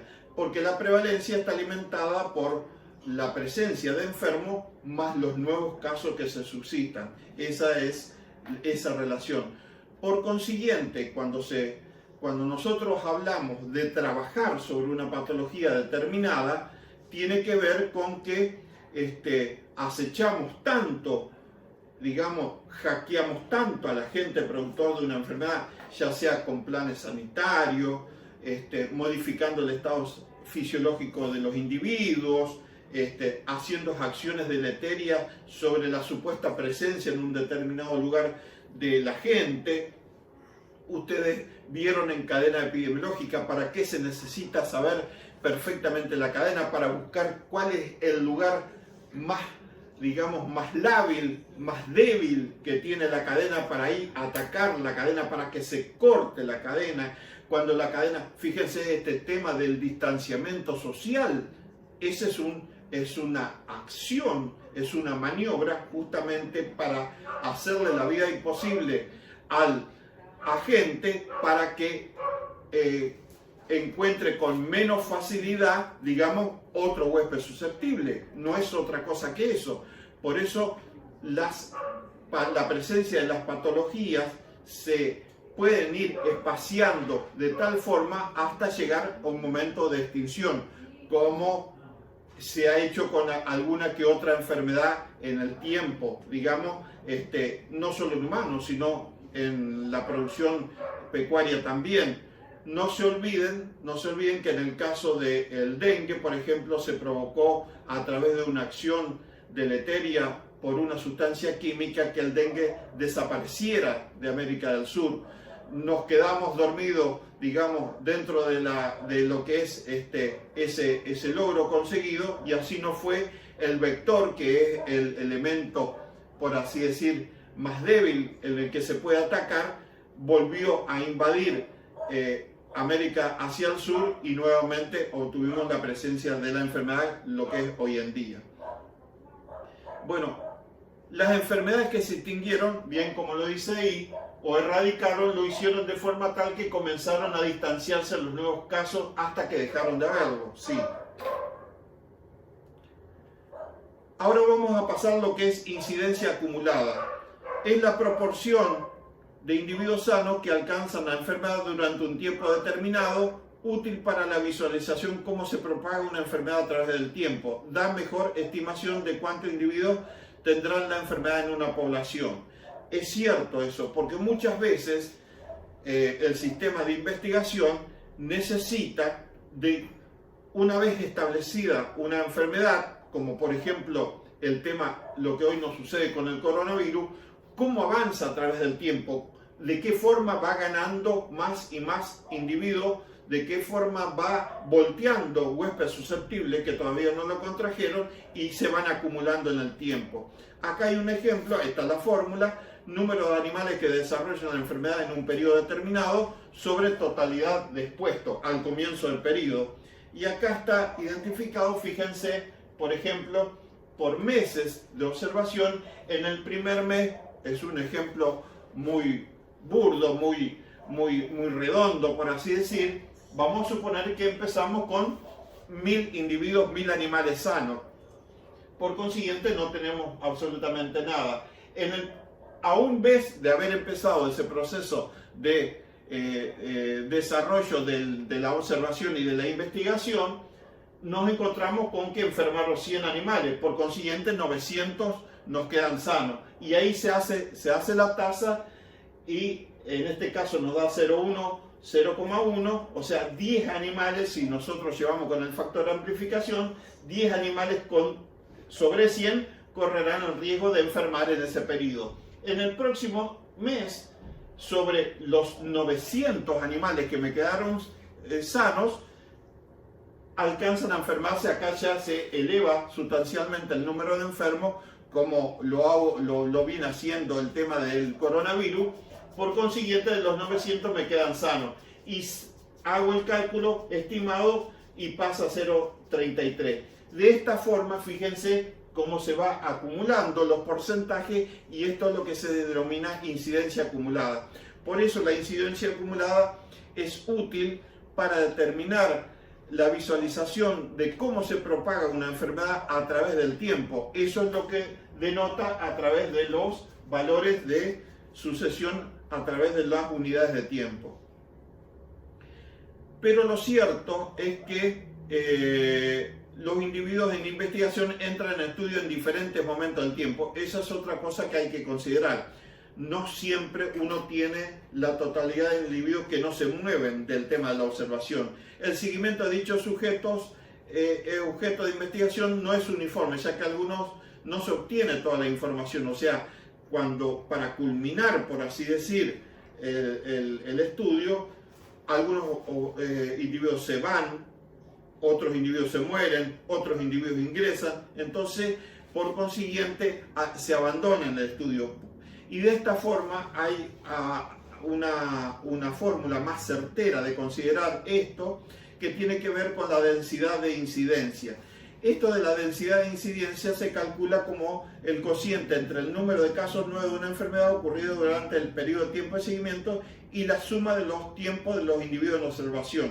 Claro, lo cierto es que durante todo el periodo que se va a observar, un individuo puede estar la mitad del tiempo, otro puede estar 3/4 parte del tiempo, otro estar 1/3 nomás o el 20% del tiempo.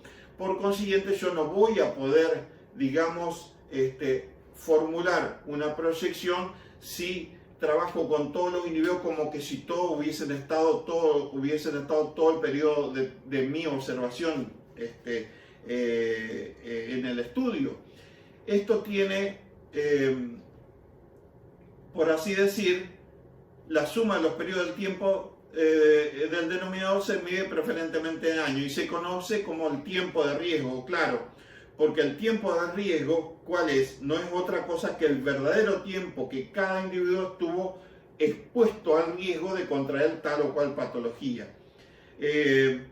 Acá nosotros tenemos un ejemplo para clarificar esto que parece muy engorroso. Tenemos un ejemplo muy clásico. En nuestra profesión veterinaria de grandes se tomaron 1, 2, 3, 4, 5, 6, 7, 8 profesionales veterinarios que durante 20 años se los tomó en un estudio con respecto a el hecho de contraer brucelosis. Ustedes saben que la brucelosis es una enfermedad que se contrae muy fácilmente por la peligrosidad del ingreso, o sea, el ingreso de la gente al organismo se ve muy facilitado por laceraciones, por la conjuntiva ocular, o sea, tiene muchas vías de penetración la brucela. Y la brucela es una enfermedad que no se manifiesta de un día para el otro, es una enfermedad que cuando se manifiesta ya está crónica y trae unos problemas que atacan a la funcionalidad y son bastante tediosos y graves para la persona. Pero tiene el problema de que es una enfermedad crónica. Por eso en este estudio se tomó durante 20 años, 8 profesionales participaron de lo que es clínica de grande a través de maniobras semiológicas que tienen que ver con palpación y trabajo de procreación en el tema de el riesgo que contraían de acuerdo a si eran cuidadosos en acatar las medidas de seguridad y tener todas las precauciones. Pero ¿qué pasaba? Esos 8 veterinarios no tuvieron, los 8 tuvieron 20 años, digamos, de exposición a la probabilidad de contraer brucelosis, sino uno solo de ellos tuvo 20 años, el otro tuvo 10 años, el otro tuvo 15 años, el otro no estuvo al comienzo, entró después. O sea, por consiguiente yo no puedo cargarle la responsabilidad de sacar una proyección, digamos, de qué tan probable es contraer brucelosis por parte de los veterinarios que hacen grandes, cuando en realidad no tuvieron tanto tiempo en exposición, o sea, tanto tiempo con probabilidad de adquirir el agente. Por eso de ahí que el denominador está conformado por la sumatoria de tiempo que cada veterinario en la realidad, o sea, como un hecho real, estuvo expuesto a contraer ese agente. Esa es la realidad. Por consiguiente, fíjense que después que terminaron, o sea, ¿por qué es incidencia neta esto? ¿Por qué es incidencia neta? Porque al comienzo del estudio los profesionales fueron testeados serológicamente para saber que ninguno de los 8 tenía brucelosis. Y a medida que pasaba el tiempo, inclusive cuando se retiraban, se testeaban serológicamente. Cuando se terminó de hacer el estudio, fíjense, 1, 2, 3 veterinarios resultaron infectados, o sea, con brucela, y sin embargo, miren qué paradoja, el veterinario que estuvo 20 años expuesto salió terminó sus 20 años de trabajo sin haber contraído brucelosis. En cambio, otros que tuvieron menos tiempo de riesgo, de probabilidad de contraer la enfermedad, sí salieron con títulos para brucelosis. Y ahí está la sumatoria de tiempo. Fíjense, 3 profesionales veterinarios positivos cuando termina el estudio, sobre la sumatoria de tiempo que fueron 84 años, y esa es la tasa verdadera, el 3,57, ¿no?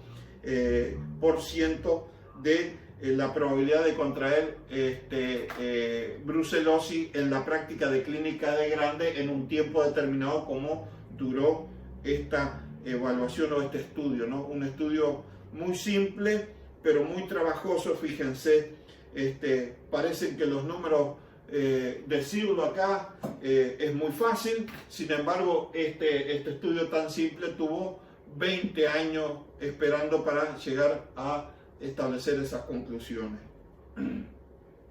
Las tasas de uso frecuente en epidemiología, tasa de ataque, como su nombre lo indica. ¿Dónde voy a utilizar la tasa de ataque? En los brotes.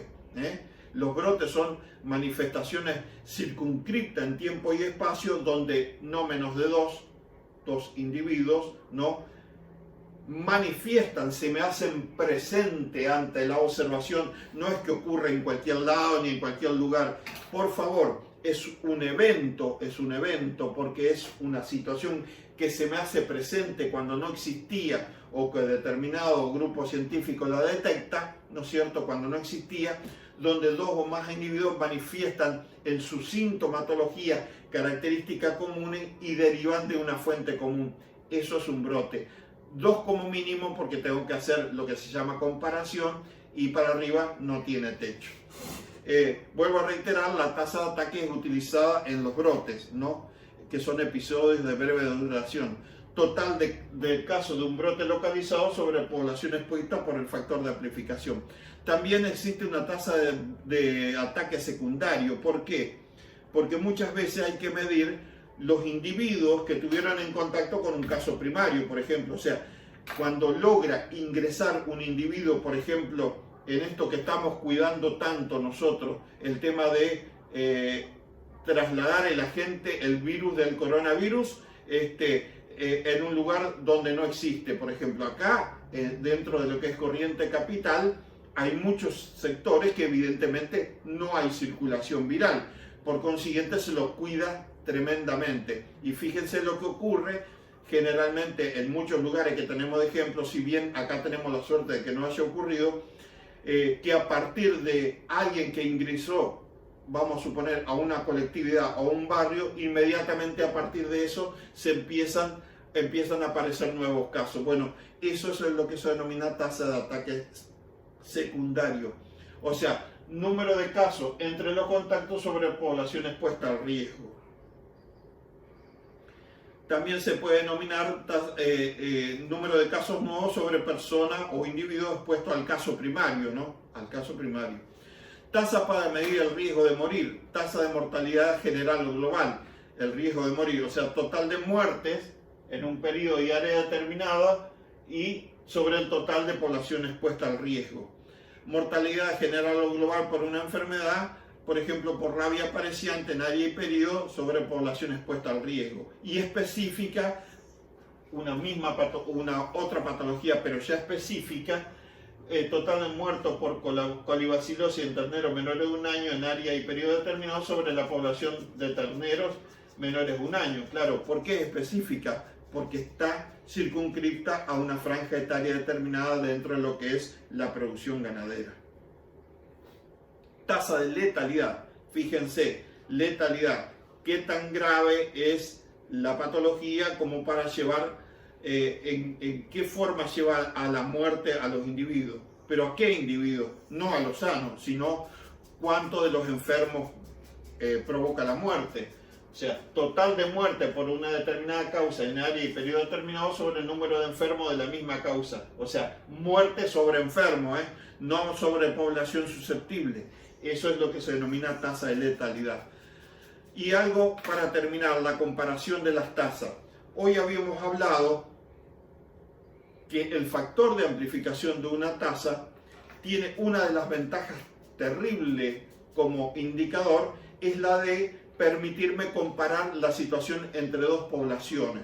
Bueno, eso que se menciona así tan fácil, corriendo la coma, llevándolo hacia adelante, hacia atrás, bueno, en la realidad, cuando, si bien son los inicios del conocimiento, digamos, de los indicadores, cuando se lleva a la realidad no es tan fácil de llevarlo. Tengo que tener una serie de cuidados, tengo que advertirme de una serie de factores, porque no puedo comparar dos poblaciones porque sí nomás. O sea, yo no puedo tomar, para que ustedes sean claros, para que ustedes tengan una claridad y una visión, de que en un área de la ciudad y en una ciudad donde existe facultades, por ejemplo, y en un área determinada de la ciudad, van a existir muchísimos estudiantes. Esos estudiantes son personas jóvenes, en el 98-99%, o sea, son personas que recién acaban de salir o están transitando por la adolescencia. Por consiguiente, es de esperar que no tengan, por ejemplo, patologías cardiovasculares, como los adultos. Por consiguiente, yo no puedo comparar ese sector de la población con otra ciudad, por ejemplo, por más que trabaje con la coma, lleva adelante o lleva hacia atrás, con otra ciudad en la cual tenga una población de adultos. Porque es de esperar que dentro de los individuos adultos yo tenga una manifestación mucho más elevada de problemas cardiovasculares que en la población estudiantil. Entonces, esa es una primer condición que tiene que ver con la franja etaria, o sea, con la edad de los individuos. Y así como esto, le puedo sumar condiciones sociales, condiciones de nivel económico, condiciones religiosas inclusive, o sea, distintos factores, fíjense, culturales, edad de los individuos, raza, medicación. O sea, si yo hablo de el mismo ejemplo, si yo hablo de individuos jóvenes, es de esperar que los individuos jóvenes no estén medicados de prácticamente ninguna patología por su condición de ser jóvenes y de la característica de sus organismos. En cambio, los adultos estar, digamos, propensos a medicación de tipo antihipertensiva, de tipo antiinflamatoria, en fin, distintas medicaciones que hace que yo no pueda comparar esas poblaciones. Acá teníamos, y para evitar esos inconvenientes o esas dificultades que me obstaculizan cuando yo voy a comparar dos poblaciones, es lo que se determina, o sea, se establece lo que se denomina estandarización de las tasas o ajuste de tasa. Es un método que se calculan tasas brutas hipotéticas en grupos en comparación, y estas tasas, si bien son hipotéticas, o sea, son imaginarias, por así decir, son comparables y permiten determinar en qué medida se diferencian dos poblaciones respecto al riesgo de enfermar o morir según evento. Acá tenemos un ejemplo muy rápido, donde tenemos dos poblaciones con la misma cantidad de individuos, me refiero a número, el mismo número de individuos, pero en una tenemos terneros 2.000, novillos 7.000, vacas 1.000. Y en la otra población, en la población B, tenemos terneros 3.000, novillos 5.000 y vacas 2.000. Ahora, resulta que cuando nosotros hacemos,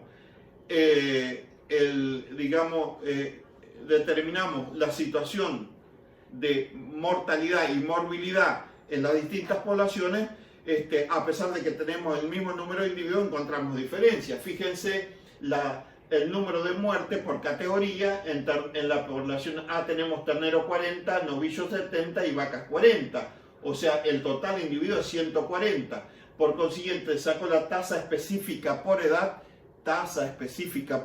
de acuerdo a la franja de talla, y estoy en 20, 10 y 40. En la población B tengo 60 terneros muertos, 50 novillos y en vacas, la categoría vaca, 80. En forma distinta, acá tengo 190 en cantidad de muertos sobre una misma población. Pero resulta que cuando voy a sacar la tasa específica por edad, o casualidad, tengo la misma tasa que en la población A. O sea, tengo 20% en ternero, una tasa de mortalidad de 10% en novillo y 40% en vaca. Las tasas específicas por edad son las mismas, tanto en la población A como en la B. Pero lo que no logro entender es por qué tengo más muerte en población B que en población A. Entonces, por consiguiente, estos dos unidades separadas, conglomerados separados de individuos, pero del mismo número, los conjugo en una misma proyección, ¿no? Y acá lo que está sacado, fíjese, la tasa de mortalidad general en A es de 15 por 1000. En cambio, la tasa de mortalidad general en B es de 19 por 1000. Es mucho más alta, acá por el hecho de tener más muertos en la población B. Entonces, por consiguiente, se hace una tasa hipotética sobre una población que contenga a las dos poblaciones anteriores. Por consiguiente, tengo una población con 5.000 novillos, 5.000 terneros, 12.000 novillos y 3.000 vacas. Entonces, comparo las muertes esperadas. Si en la población de ternero, una población de ternero con 5.000 cabezas, tengo 20%, es de esperar que tenga 100 muertes, o sea, muertes esperadas 100. Los novillos, voy a tener una población de 12.000, juntando las dos poblaciones, con la misma tasa de mortalidad, voy a tener 120 novillos muertos. Y vacas, por consiguiente, voy a tener 100 vacas porque tienen un 40% de tasa de mortalidad. O sea, ahí tengo 340. Con otra población hipotética, llego a la misma cifra, 140. Entonces, veo que la tasa de mortalidad de A es de 17 por 1000. O sea, ¿por qué? Porque 340 muertes sobre 20.000 individuos me da una tasa de 17 por 1000. Y en la otra, resulta que voy a tener la misma tasa. En la población B, similar a la A, voy a tener la misma tasa, 340 sobre 20.000. O sea, caigo en la misma tasa de mortalidad, 17 por 1000. ¿Cuál es la interpretación? En este caso, al ajustar la tasa por edad, la probabilidad es la misma de morir en ambas poblaciones. Lo que pasa es que esa diferencia que me asustaba a mí de tener más muerte en la población B que en la población A estaba dada porque la población B tiene individuos más longevos, o sea, de mayor edad que la población A. Fíjense el comienzo. Voy a ir al comienzo. Mientras la población A tenía 1000 vacas, la población B tenía 2000 vacas. O sea que en esta franja etaria, con más número en esta franja etaria, por más que tenga el mismo número de individuos, tiene mayor probabilidad de morir. Eso es para demostrar únicamente uno de los factores que tiene que ver con la edad, cómo la edad puede dificultar el hecho de comparar las tasas. Yo no puedo comparar así nomás, tengo que primero sanear ese factor que me está provocando un problema por el hecho de la diferencia de edad. Era lo que yo le quería ejemplificar si yo trato de hacer alguna valoración de situación de enfermedades cardiovasculares y estoy comparando individuos de población muy jóvenes, como pueden ser ustedes, con otras ciudades o con otros conglomerados poblacionales donde tengo mayor cantidad de individuos adultos. Eso, por así decir, de que, volviendo al tema, de que